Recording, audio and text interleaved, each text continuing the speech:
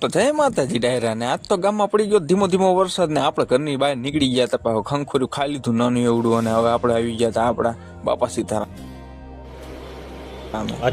ત્યાંથી ને આપણે બીજા ઠેકાણે મંદિરે દર્શન કરવા જતા ને ત્યાં વાડી મોરું નાખ્યું ને ગારો ચોટી ગયો હોંડામાં અને દિવસ થયો બીજો અને ગામની અંદર પડી ગયો તો વરસાદ ભયંકર. હવે એવું લાગે છે કે આપણે હોંડાની જરૂર નથી, આપણે એક હુડકાની જરૂર છે. પાણી એટલું બધું આવે તમે જોત ખરા સ્ટેશન લગીને પાણી પોગે. આ તળાવનું પાણી ઓવરફ્લો થઈને બધું અહીંથી જાતું હતું આમ હો તમે જોવો એટલે એટલું બધું પાણી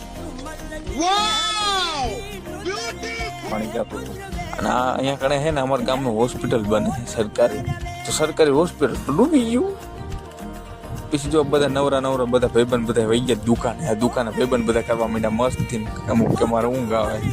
અને પછી મારા પાસે જૂનો ફોનમાં 2 વર્ષ જૂનો વિડીયો મળ્યો, આ જોઈ લો. કોકની વાડીમાં આવીને અમે એને મીઠા પોપૈયા તોડતા હતા. પોપૈયા એટલા મીઠા હતા ને વાત જ ન પૂછો. અને આ પોપૈયાના નામે એક લાઈક કરી દેજો જરાક અમથી મીઠી લાઈક.